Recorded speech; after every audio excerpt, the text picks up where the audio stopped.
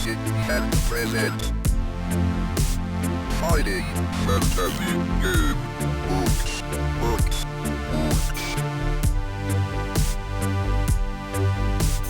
In 1980, Steve Jackson and Ian Livingstone attended a games day, and after meeting with a Penguin Books editor Geraldine Cook decided to create a series of single-player gamebooks. Their first submission, The Magic Quest, was a short adventure intended to demonstrate the style of the game.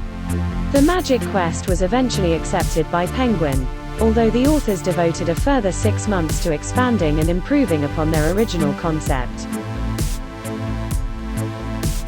The end result was the Warlock of Firetop Mountain, and after several rewrites, the book was accepted and published in 1982 under Penguin's children's imprint, Puffin Books. Following the success of this title, Jackson and Livingstone began writing individually to create additional fighting fantasy gamebooks. In 1983, The Citadel of Chaos and The Forest of Doom were published, by Jackson and Livingstone respectively.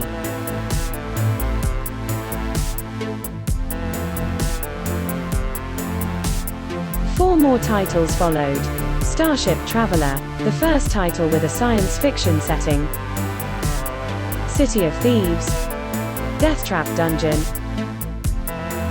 and Island of the Lizard King.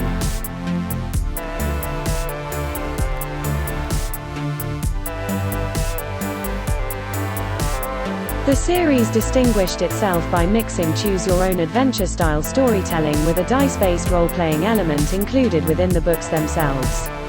The caption on many of the covers claimed each title was an adventure, in which you are the hero. The majority of the titles followed a fantasy theme, although science fiction, post-apocalyptic, superhero, and modern horror gamebooks were also published. The main text of each gamebook does not progress in a linear fashion, but rather is divided into a series of numbered sections.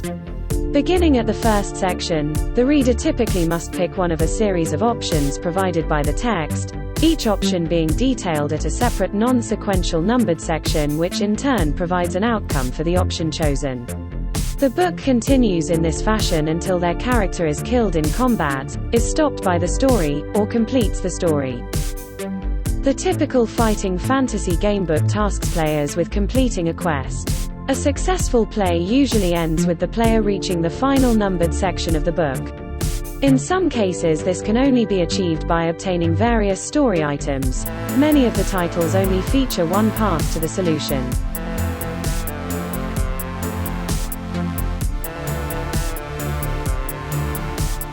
All fighting fantasy gamebooks are illustrated, including full page pieces and smaller, repeated images scattered throughout the book as breaks or space fillers between sections. Regular contributors included Les Edwards, Terry Oakes, Russ Nicholson, Leo Harters, Ian Miller, John Blanche, Martin McKenna, and Ian McCaig. Each fighting fantasy gamebook requires the reader to create their character, randomly assigning scores to 3 statistics: skill, stamina, and luck. These, in conjunction with rolling 6-sided dice, are used to resolve skill challenges and the combat sections. Some titles use additional statistics or conflict resolution mechanics. Most also require the reader to keep an inventory of items. Jackson wrote a self-contained 4-part series titled Steve Jackson's Sorcery from 1983 to 1985. Which combined the use of combat and sorcery, and introduced the continent later known as the Old World. These featured dice images at the bottom of each page, making it possible for the player to randomly flip through the pages for the equivalent of a dice roll. Although the fighting fantasy titles had successful sales, the increasing dominance of video games in the 1990s caused a gradual decline. The series was scheduled to conclude with Return to Firetop Mountain, but due to strong sales of that volume, 10 more books were scheduled. In March 1983, the top 3 entries of the Sunday Times bestseller list were occupied by fighting fantasy books. and was ranked 47th in the 1996 reader poll of Arcane magazine to determine the 50 most popular role-playing games of all time.